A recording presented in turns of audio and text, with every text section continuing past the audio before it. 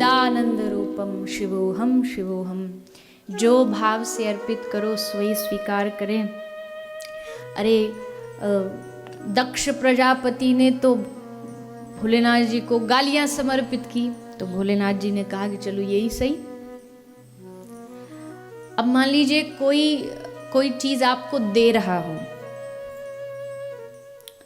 ये पुष्पमाला, फूल की माला मेरे हाथ में, मैं आपको दे रही हूं, आप लेना नहीं चाहो, तो ये माला किसके हाथ में रहेगी? मेरे में रहेगी।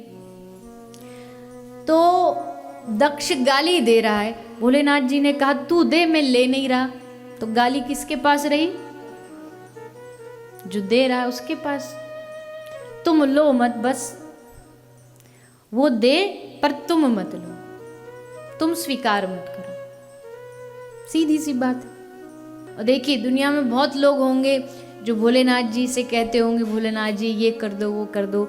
मैं तो आज इस व्यासपीठ पे बैठ के भोलेनाथ जी के चरणों में यही निवेदन करती हूँ, हे शंभो, हे नाथ, अगर सचमुच कुछ देना चाहते हो तो हमारे जीवन को भक्ति से भर दो। बस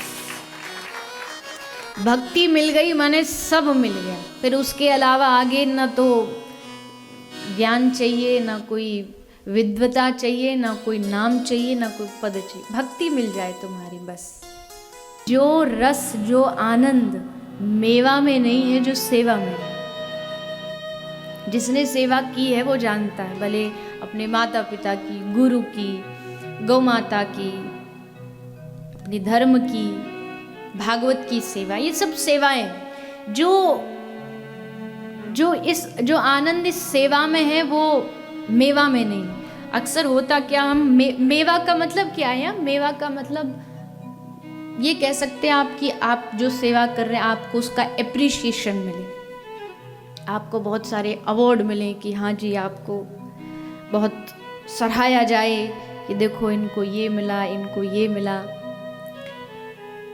लेकिन मेरा मत हमेशा से ये रहा है कि जिसने मेवा की ओर ध्यान दिया, मतलब उसका जो फल है उस पर ध्यान दिया कि ये सेवा के बाद मिल जाए, तो वो सेवा कभी ढंग से नहीं कर पाता जब तक हमारी दृष्टि केवल सेवा पर केंद्रित ना हो। मेवा मणे के ना मुक्ति मणे के ना मणे, भक्ति तमारी करवी छे। ये जो हमारा 7 दिवसीय जो भागवत है, श्रीमद् भागवत की जो कथा है, ये भागवत भक्ति की कथा है। भागवत भक्ति प्रदान करती है। भागवत में 4 अक्षर है। अगर आप हिंदी में भागवत लिखोगे तो भागवत में 4 अक्षर है। कौन कौन से? भा, ग, व और त। एक एक वर्ड, एक एक शब्द का शास्त्रीय व्याख्या है।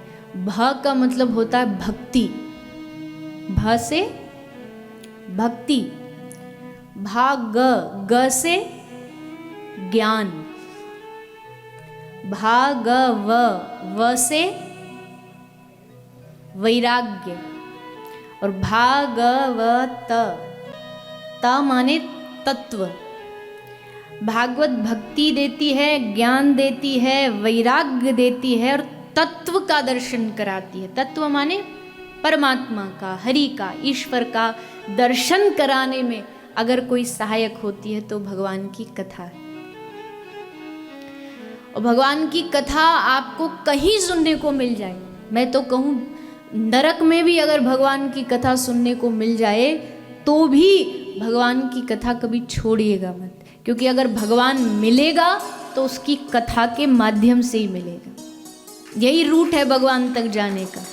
कोई शॉर्टकट अपनाएगा तो फिर ऐसे ही झंझाल में उलझ के रह जाएगा। जो सीधा रास्ता है वो यही है कि भगवान की कथा सुनो। कथा से क्या होगा? कथा सुन के भगवान से प्रेम बढ़ेगा। आप जितना उनके बारे में सुनोगे बार बार बार बार बार बार, क्योंकि आपके ये भले ये कहते हम वेस्ट है, पाश्चात्य संस्कृति है, लेकिन भगवान की कृपा देखो, आपके पास कोई भगवान की कथाओं की कमी नहीं है।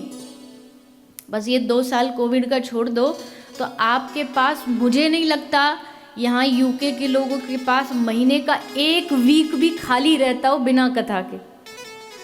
इतना तो भारत में भी पता नहीं प्राप्त होती हो कि नहीं, साल में एक बार एक शहर में कथा होती है कभी। और यहाँ देखो इतने सारे मंदिर, इतने सारे भगवान के द्वार। तो वो वाली बात है, जैसे कई लोग जब उठते हैं ना कथा में से, यहाँ तो नहीं होता पर भारत में पंडाल होता है, बड़ा टेंट लगता है, तो थोड़ी बहुत उसमें धूल मिट्टी भी आ जाती है। तो जैसे धूल मिट्टी आती है तो जब उठते हैं तो जैसे उठे तो अपना जो कुर्ता है उसको ऐसे झाड़ते, साफ करते हैं। तो एक आदमी बोला आपको पता है क्यों झाड़ते? मैंने कहा क्यों झाड़ते? बोले जो इन्होंने यहाँ सुना है ना वो यहीं झाड़ के चले जाते हैं, कि अपने संग ले जाएंगे तो खतरा हो जाएगा, अच्छी बात कैसे सीखेंगे हम। तो जो सुनते यहीं झाड़ करके चले जाते कि लो यहीं झाड़ दो। पर चलो सुनना भी कम बड़ी बात नहीं है। अभी मैंने कहा श्रवण मंगलम श्रीमदाततम भुवि गृह्णन्ति ते भूरिदा जना। गोपी कहती हैं भगवान की कथा सुनने से ही मंगल हो जाता है।